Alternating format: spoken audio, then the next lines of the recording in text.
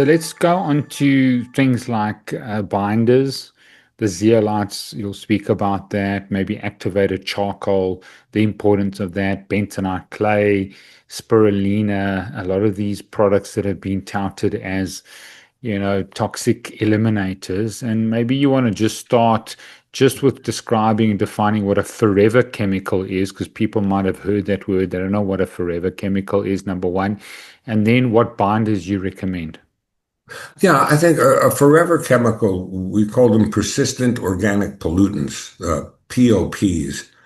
A persistent organic pollutant is something that a forever chemical like PFAS, there is no known breakdown product. It does not break down into anything.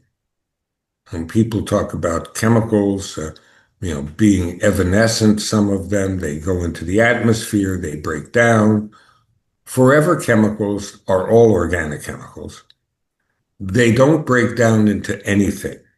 So, we, for example, don't use certain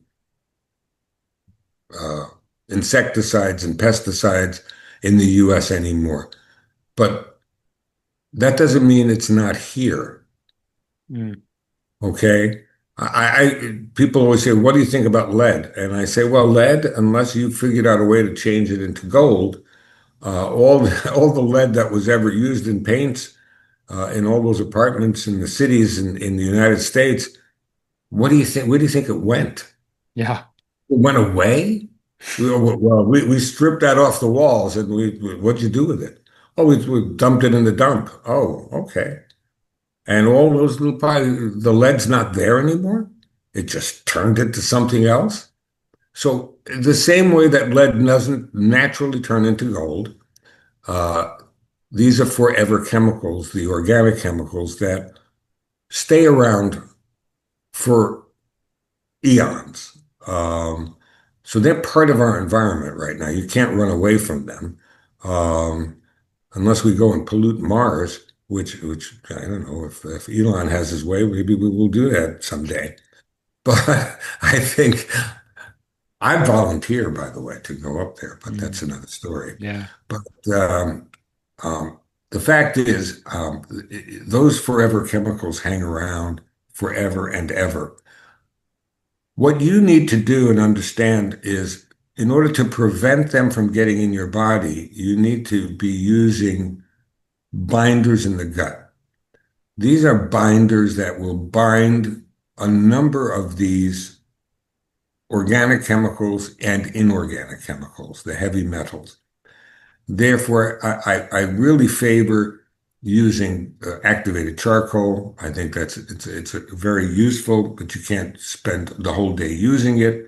I advise people to take small amounts before they're going to eat, probably about a half hour or so to an hour.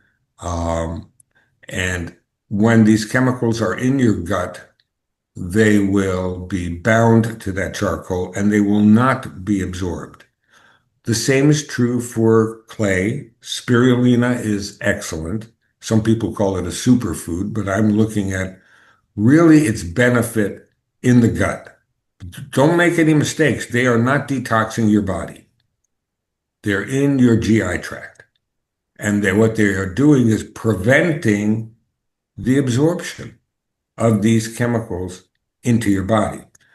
Zeolites are an interesting story because that should be the model for what we're trying to develop in the future.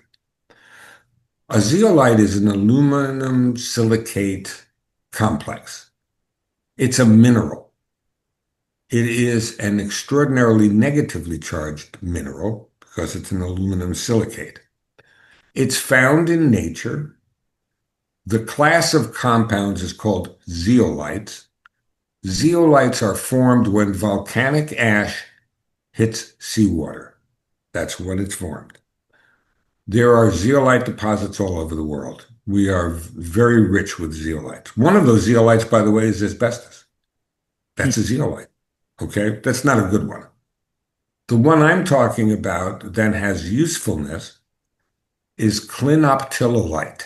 And that's the only one that's marketed.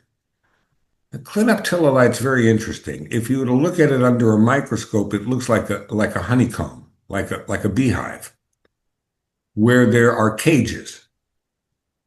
Now, when we find it in nature, it's been lying in the ground for thousands of years. And because of its negative charge, it's been attracting and holding on to. That's what chelate means. Chelate means like the claw of a crab. Chelate. It holds on to positively charged molecules. If we think about simple atoms like potassium and sodium and chloride and calcium, they're positively charged. But you know what the problem is? They're too big to fit in the cage. So they don't get really attached very strongly. Mm. Mercury's tiny. Lead, small. Arsenic, small. That's good. I don't want those in my body. They fit right in the cage and they are held on to.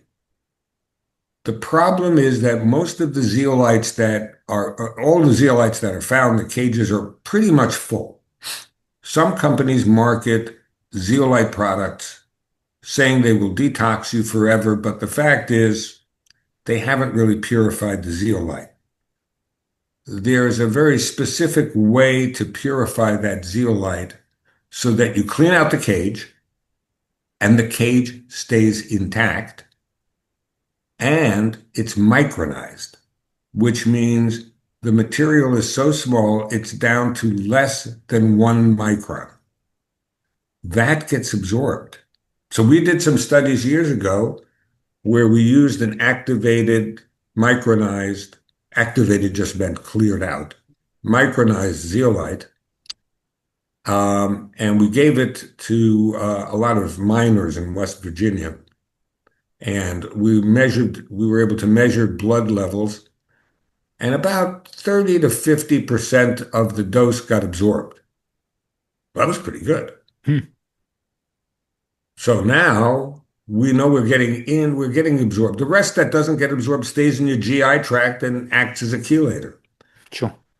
So the heavy metals will be taken out quickly. You're going to eat fish, you're going to eat seafood, you like sushi, it's fine. Take a bottle of this zeolite, take a few drops, go ahead. Because whatever you're absorbing, you're going to urinate out, because that's what happened to the miners. We gave them zeolites for a few days, and boy, the metals just came out in their urine. We stopped, nothing came out. We restarted, it came out again.